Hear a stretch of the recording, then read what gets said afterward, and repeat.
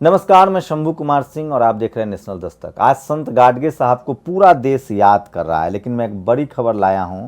ये तस्वीरें देखिए, ये ग्राम लक्ष्मीपुर आवासीय प्लॉट संत गाडगे नगर, ये गोरखपुर का इलाका है।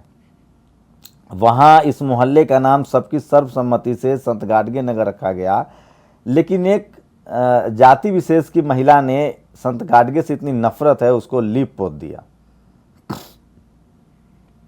इस खबर के बारे में बताऊंगा, लेकिन सबसे पहले आपको बाबा संत गाडगे का सामाजिक योगदान जान लीजिए कि वो कितने महान पुरुष थे और उन्होंने इस देश को, इस समाज को बेहतर बनाने के लिए कितना योगदान दिया है। आप कल्पना नहीं कर सकते हैं संत गाडगे जो हैं कितने महान पुरुष थे और उन्होंने किस तरह से इस देश को, इस देश के लोगों को उनका ऋणी होना चाहिए।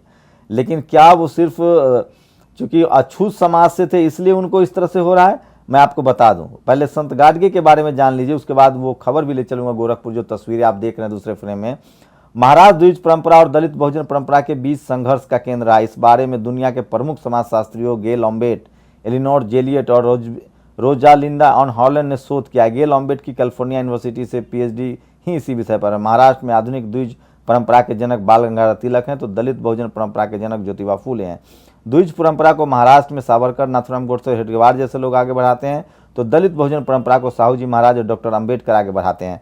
महाराष्ट्र के दलित बहुजन परंपरा की एक महत्वपूर्ण कड़ी बाबा गाडगे हैं। गाडगे का जन्म 23 फरवरी 1876 को महाराष्ट्र के अमरावती जिले के तहसील अंजन गांव सुरजी के केशव नामक गांव में कहीं सछूत और कहीं अछूत समझी जाने वाली धोबी जाति के गरीब परिवार में हुआ था। उनकी माता का नाम सुखबाई और पिता का नाम झिंगराजी था। हालांकि महाराष्ट्र में ज्योतिबा फूले 11 अप्रैल 1827, 28 नवंबर 1890 और सावित्रीबाई फूले 3 जनवरी 1831 से 10 मार्च 1897 पहले से ही बहुजन समाज के लड़के तथा लड़कियों के लिए स्कूल खोल चुके थे और जाति के जहर के खिलाफ संघर्ष भी शुरू कर दिया था। इसके बावजूद महाराष्ट्र के बड़े हिस्से में मनुस्मृति का आदेश लागू हो रहा था और अति शूद्रो दलित बहुजन एक बड़े हिस्से के लिए शिक्षा का द्वार बंद था। स्वयं संत गाडगे को औपचारिक शिक्षा ग्रहण करने का मौका नहीं मिला था। जो भी शिक्षा उन्होंने ग्रहण की वह स्वाध्याय से किया। लेकिन शिक्षा के महत्व को फूले दंपत्ति साहू जी महाराज और डॉक्टर अंबेडकर की तरफ काफ़ी समझते थे। उनका कहना था कि यदि खाने की थाली बेचनी पड़े तो भी उसे बेचकर शिक्षा ग्रहण करो। हाथ पर रोटी रखकर खाना खा सकते हो, पर विद्या के बिना जीवन अधूरा है। वे अपने प्रवचनों में शिक्षा पर उपदेश देते समय डॉक्टर अंबेडकर को आदर्श उदाहरण के रूप में प्रस्तुत करते और कहते थे कि देखो बाबा साहब अंबेडकर अपने प्रयासों से कितना पढ़े। शिक्षा कोई एक ही वर्ग की ठेकेदारी नहीं है। एक गरीब बच्चा भी अच्छी शिक्षा लेकर ढेर सारी डिग्री हासिल कर सकता है। बाबा गाडगे ने समाज में शिक्षा का प्रकाश फैलाने के लिए 31 शिक्षण संस्थाओं तथा 100 से अधिक अन्य संस्थाओं की स्थापना की। बाद में सरकार ने इन संस्थाओं के रख रखाव के लिए एक ट्रस्ट बनाया। ये लंबी कहानी है, लेकिन मैं चाहता हूं कि फिर भी आपको पढ़ूं। जो द प्रिंट में प्रकाशित हुआ है, सिद्धार्थ रामू ने लिखा है।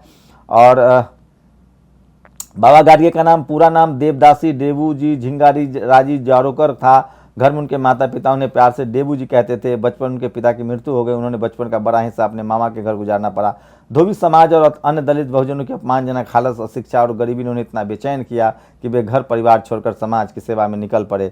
बुद्ध की तरह उन्होंने सभी साधनों का त्याग कर दिया। वे अपने साथ सिर्फ मिट्टी के मटके जैसा एक पात्र और झाड़ू रखते थे। इसी पात्र में वे खाना भी खाते थे और पानी भी पीते थे। महाराष्ट्र में मटके के टुकड़े को गाडगा कहते हैं।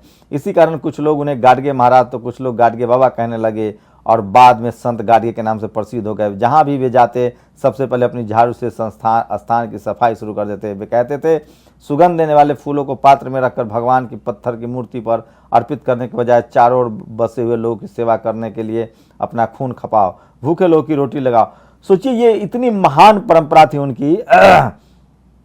डॉक्टर अंबेडकर परिनिर्वाण 6 दिसंबर 1956 के 10 दिन बाद 20 दिसंबर 1956 को गाडगे बाबा ने अंतिम सांस ली। बाबा साहब के ठीक परिनिर्वाण के 6 दिसंबर के बाद उनके परिनिर्वाण में पूरे महाराष्ट्र और अन्यत्र भी दलित बहुजनों के बीच शोक की लहर दौड़ गई थी। दलित बहुजन समाज ने दिसंबर महीने में ही कुछ ही दिनों के अंतर अपने 2 रत्न खो दिए थे।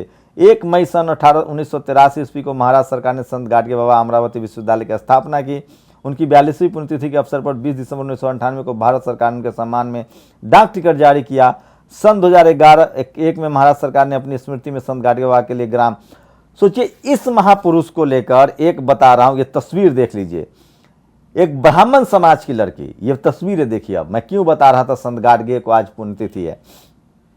आवासीय प्लॉट संत गाडगे नगर, जिस महान शख्सियत की मैंने कल्पना की, उनके नाम से एक मोहल्ले का नाम होता है और वहां सबकी सहमति से एक ब्राह्मण समाज की लड़की आती है और उस पर रात में कालिख पोत देती है। उसके बाद सुबह में जब लोग इसका विरोध करते हैं, पुलिस को कंप्लेन करते हैं, तो वो लड़की बिल्कुल नहीं आती है।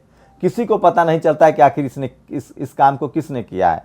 उसके बाद वो उसके बाद फिर से लोग जो हैं इसको लेकर पेंटर को बुलाते हैं कि हम दोबारा से उस प्लेट को लिखवाएंगे। तब वो लड़की, वो महिला सरेआम सामने आती है और वो कहती है, जाति सूचक शब्द कह के, कि हम अपने मोहल्ले में नीच जाति के नाम पर मोहल्ला नहीं रख सकते हैं। तो ये है आज भी इस देश में जाति का जहर। मैं फिर कह रहा हूं, जो मनुवादी है उनकी जाति है, हमें उनको पहचानिए। अब बताइए, संत गाडगे के जन्मदिन पर, परिनिर्वाण पर मैं ये खबर लेके आया हूं और आप लोग तय कीजिए कि जाति खत्म हो गई है क्या, मन में कटुता खत्म हो गई है क्या संविधान होने के बावजूद। मैं इसलिए कह रहा हूं कि जाति और महीन हुई है और पढ़ा लिखा जो शोषक है वो और महीन शोषक हुआ, और इसीलिए अब जातिवाद मीडिया, जुडिशियरी, ब्यूरोक्रेसी, बिजनेस और गांव में फैला हुआ है। बताइए, इस देश में, इस देश को कैसे आप महान बनाएंगे, कैसे एकजुट करेंगे। और जो लोग इस देश को हिंदू राष्ट्र बनाना चाहते हैं, इसी का खतरा। अगर हिंदू राष्ट्र बन गया तो हमारी आपकी बोलने की आज़ादी भी चली जाएगी। आप लोग अपनी प्रतिक्रिया दीजिए, आपकी प्रतिक्रिया क्या है। शुक्रिया। नेशनल दस्तक की आपसे गुजारिश है कि अगर इसको बचाना चाहते हैं तो नेशनल दस्तक को सब्सक्राइब करने के लिए रेड कलर के सब्सक्राइब बटन को दबाएं, फिर बेल आइकन की घंटी दबाएं। नेशनल दस्तक को बचाने के लिए बहुत जरूरी है कि हर खबर को शेयर करें, लाइक करें, कमेंट जरूर करें।